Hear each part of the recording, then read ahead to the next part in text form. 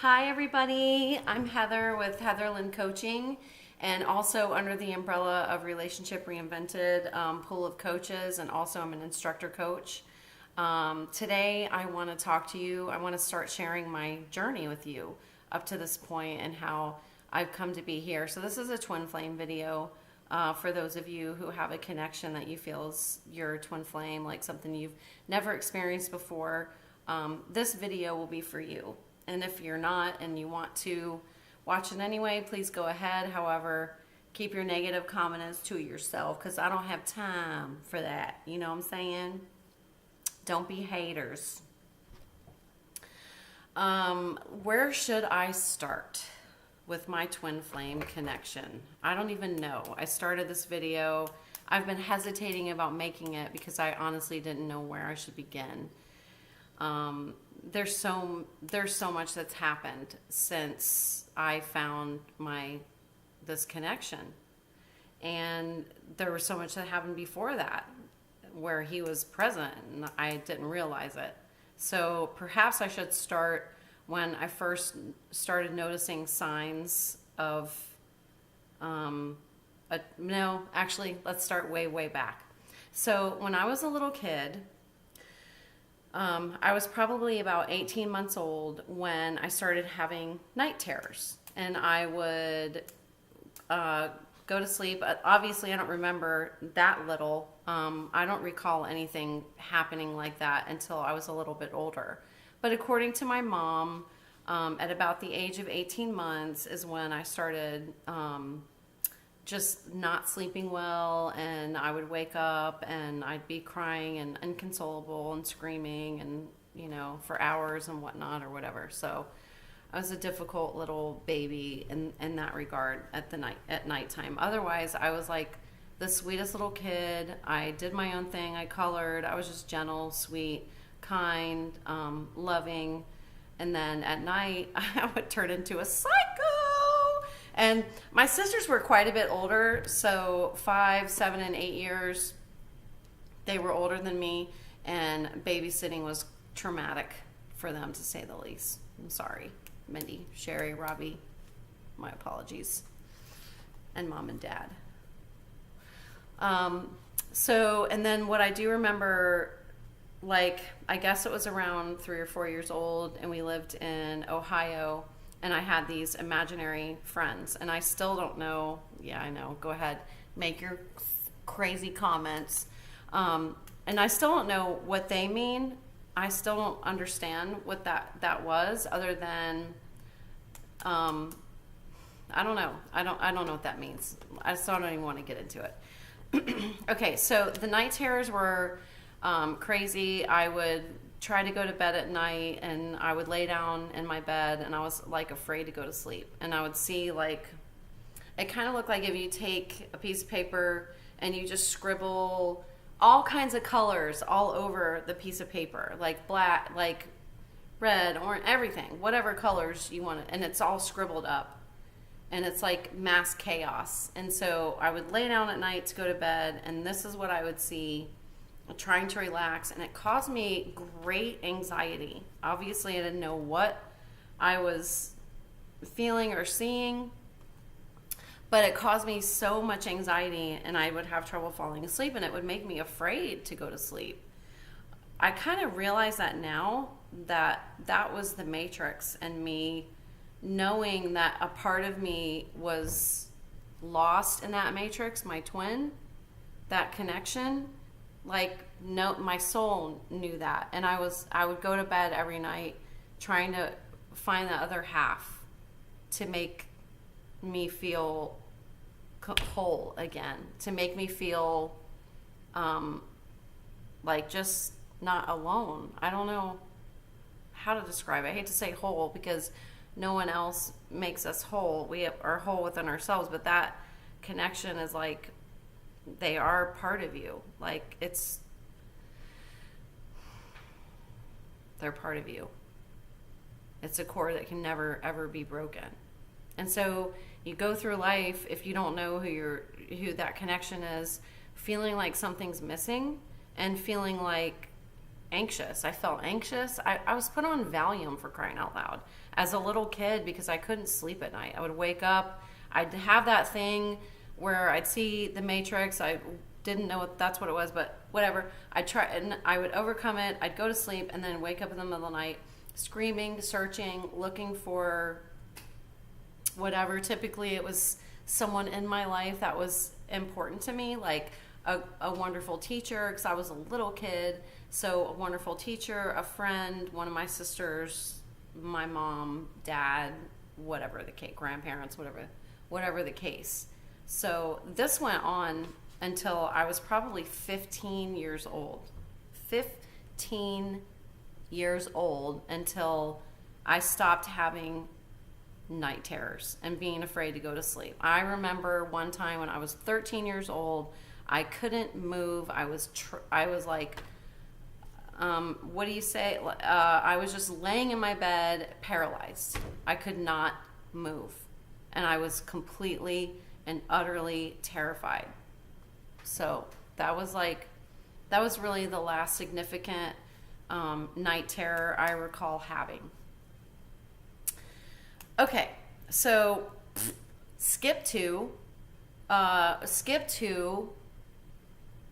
my adulthood. Okay, I've been married. I was married for a long time, like 20 years. And during that time, we moved quite a bit. We moved all over the place, military. And I always felt like grateful in one way, because we moved, and I was like, okay, because I was bored and I would get fickle about stuff, and I'd be like, this job is whatever. And so in one way, I was glad that we moved. And then in another way, it was super hard on my heart, like, to leave my friends, because I would always make good friends and whatever, and the kids would be happy. And so leaving was always really tricky. Well, we got stationed in Italy, La Maddalena, Italy, an island. So, and that was many years ago, over 10 years ago. So we get stationed over there, and we're living there, and it's just it's very isolated. It's a little tiny island. As cool as it is, and as cool as it was, there was something about being there that made my heart feel like it was just in a little cage. I can't describe it to this day. I don't know. But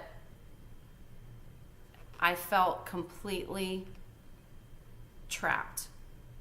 And in this beautiful, oh my God, like the most gorgeous water, the most amazing, like a once in a lifetime experience. And I felt completely trapped and scared and caged.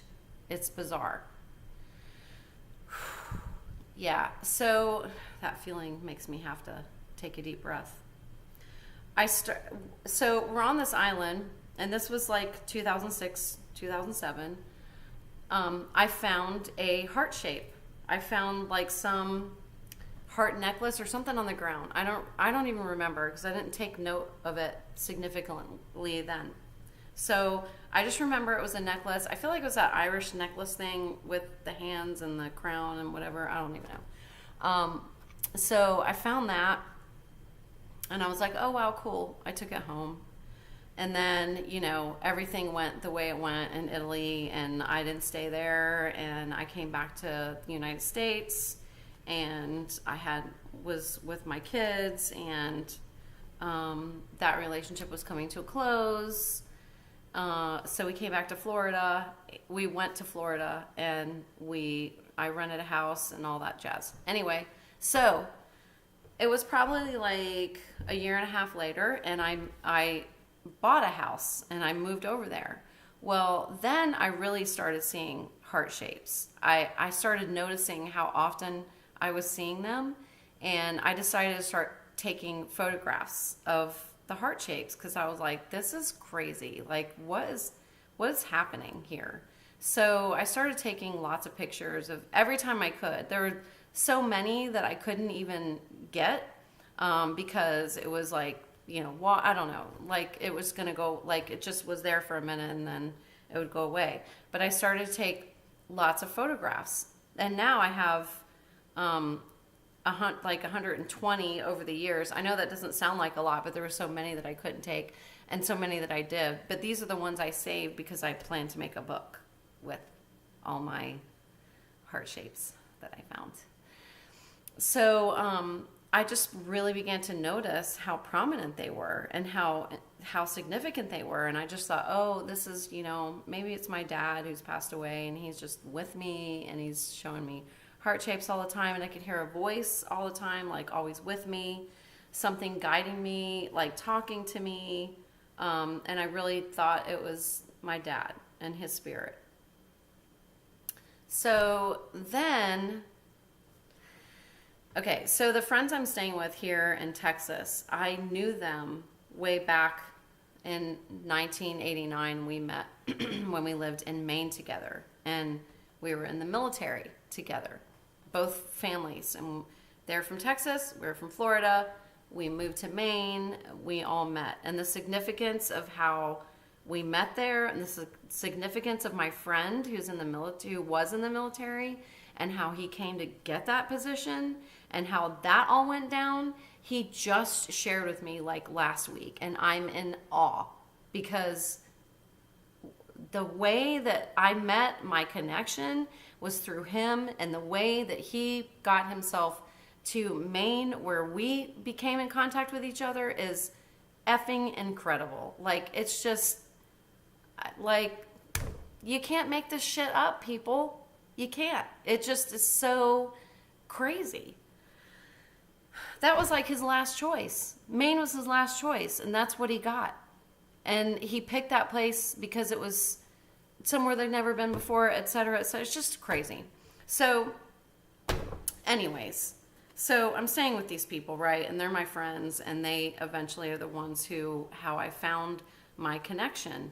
They've known him all along. They've known me. Actually, they've known him way longer. And they've known me since like 1988. And they've known him another 10 years longer. And I've heard about him, and he'd heard about me, etc. And we never came into contact. So cut to 2016. And there were some moments too where we could have intersected when I came to Texas, and we did not intersect. Okay, so cut to 2016. Actually, let's cut to 2013. No, maybe let's sorry. Let's cut to, how about, okay, so I come back from Italy. I'm in this house. I'm single with my kids, trying to figure things out. I go by this house, and then I'm like, okay, I really want someone significant in my life. I really, kind of lonely, blah, blah, blah. I meet someone, and we have it's like craziness, and we have this really intense, especially physical relationship for a few years, and that ends up going south. And so around 2016, my friends in Texas, I decided to come out here and visit them on a trip. And so I come out here, and one day, like the day before I leave to go back to Florida, he walks in the door. And when he walked in the door, I was like, there you are. Where have you been? Like, that's literally how I felt. Like, the instant I saw him and we spoke, the first words that we spoke, I felt instantly at home. Home. Like, totally home. It was amazing. And at the same time, I was like, no. No. So the significance is, okay, I've been finding heart shapes from 2008 till this moment in time, and the significance has to do with his name. And that's all I can say. I was effing shocked when I learned his full name and what I'd been seeing. And I was like, you can't make this up. This is not, what? I was completely and utterly shocked at that. I was like, wow, I don't really know what's happening. So I really didn't still think that much of it. I didn't know anything about twin flame and all that jazz. And I went home and then I was like, oh my God,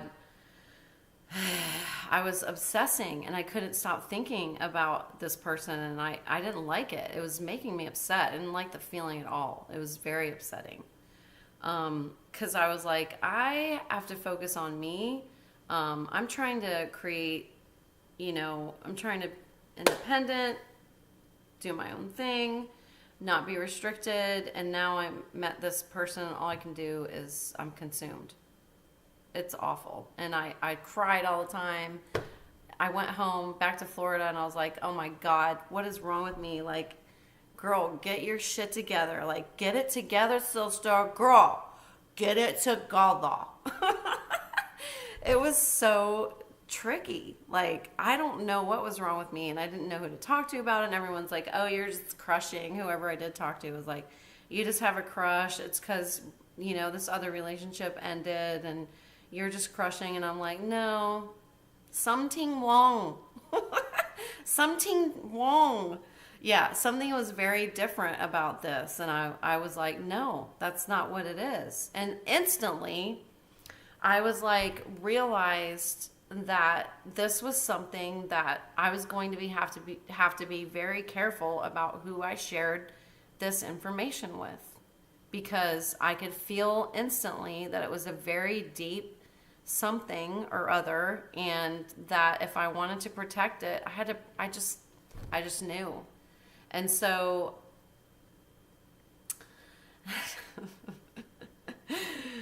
and actually I ran. I was like, hey, you're texted. I called. I don't even know what I did. I'm so dumb. I was so silly. Anyway, I called or texted and I was like, you're super awesome, but I can't even talk to you right now because I can't even handle this, and, whatever. And so I ran from the connection because it was terrifying, absolutely terrifying. Ran away. And then guess what? It felt so wrong. It didn't feel right at all. It felt worse. I felt terrible. And I was like, oh my God, what is going on here? Like, what have I done? What has happened? Not to mention the fact that I forgot to mention, this is very significant. When I came home from that trip, I'm in my kitchen. Like they say, the person in the twin flame connection, it's kind of like they kind of just waft into your existence. And I could hear his voice. It was like he was right here and whispered in my ear. And it freaked me out. And I was like, what in the hell was that? Like, what's happening right now? I don't know what's going on. Why can I hear this person who's really alive and well talking to me in my head like it's my dad who's passed away? I don't understand what's going on here.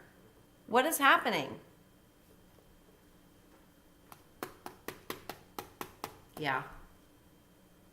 It freaked me out. And because I'm like, what's wrong? And so that's why this topic is so hard to talk about and so hard to share with people, because unless it's happened to you or happening, they can't relate to you, and they look at you like you're nuts. And they're like, yeah, whatever, you're just crushing or whatever it is. It's going to be okay, boo. You're going to be all right. It's okay. Y'all don't know. I'm not crazy. Like, I'm a very stable, sensible human being, okay? I'm not nuts. Promise. So in our next in my next installment, I will pick up where we left off, and we'll continue this journey together of how I came to be where I am. Basically 2 years after coming into contact with my twin, that's shown me so much more growth and more exposure than I've ever had. It's exciting because I need to I actually need to go back even further, back to early 2016, because I had visions of him before we even met each other, before I was even out of the old relationship. I had visions, and I was like, I don't know what is happening here. So I'm going to pick up on my next installment with the visions that I was having before we even met. Thanks, everybody. Have a great afternoon.